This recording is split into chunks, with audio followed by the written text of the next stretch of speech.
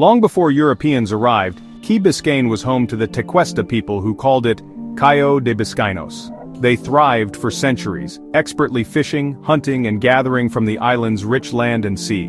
The Tequesta built circular homes from wood and palmetto, adapting ingeniously to the subtropical climate. Archaeological finds, pottery, shell tools and ancient middens reveal a society living in harmony with nature. Connected to other tribes by trade routes like the Miami River, the Tequesta were part of a vibrant regional network. Their society was led by a chief who held both political and spiritual power, and the island was a sacred center of community life. The arrival of Europeans brought disease and conflict, devastating the Tequesta and erasing their villages by the mid-1700s. Yet their legacy endures in the island's name and the artifacts beneath its soil. A reminder of Key Biscayne's first people. The Tequesta's story is the island's foundation, echoing in every wave and whisper of wind. In 1513, Spanish explorer Juan Ponce de Leon became the first European to set eyes on Key Biscayne, naming it Santa Marta. The Spanish saw the island as a strategic outpost along the Florida Straits, vital for treasure fleets and fresh water. Though never settled permanently, Key Biscayne appeared on Spanish maps and was visited by sailors, missionaries and soldiers. Spanish contact brought new plants, animals and devastating diseases that decimated the Tequesta. The island's name, derived from Cayo de Biscaynos, is a lasting linguistic legacy of Spanish rule. By 1821, Spain ceded Florida to the United States, ending centuries of subtle but significant Spanish influence. The Spanish era set the stage for future development, from lighthouses to the transformation of the island itself. Key Biscayne's identity still bears the imprint of its earliest European explorers. After Florida became American territory, the U.S. built the Cape Florida Lighthouse in 1825 to guide ships past dangerous reefs.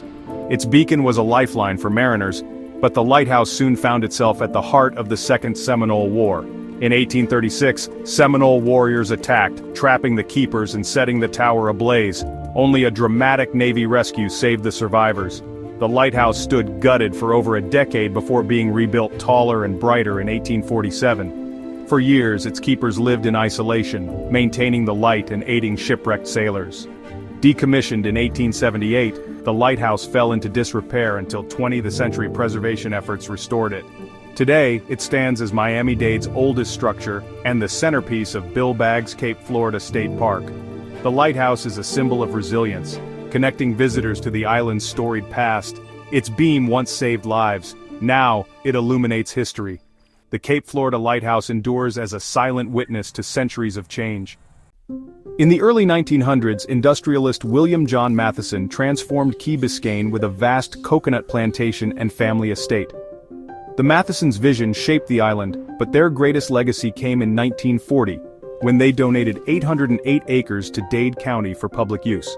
This gift created Crandon Park, preserving beaches and tropical landscapes for everyone. The park quickly became a beloved destination, with beaches, picnic areas, and even a zoo. Later, the southern tip became Bill Baggs Cape Florida State Park, further protecting the island's natural beauty.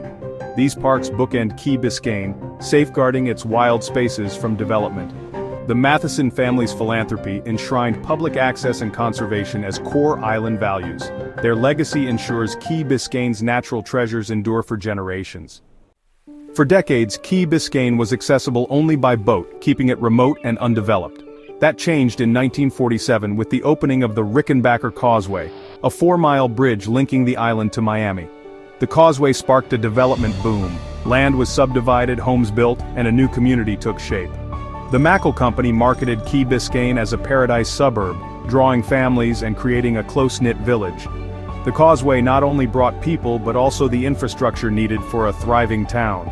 Crossing the bridge became a passage from city bustle to island serenity, a defining feature of life here. The causeway's arrival was the turning point, transforming Key Biscayne into a vibrant residential enclave. Its unique blend of accessibility and separation remains central to the island's identity. In the late 1960s, Key Biscayne gained national fame as President Richard Nixon's southern retreat, the Winter White House. Nixon's presence brought prestige and media attention, turning the quiet island into a backdrop for major political events. The compound hosted world leaders and key policy discussions including Vietnam War strategy and the opening to China. Security tightened and the island's reputation for exclusivity soared. After Nixon's resignation, the compound was sold and later demolished, but the era left a lasting mark. The Nixon years cemented Key Biscayne's image as a place of power, privacy, and influence.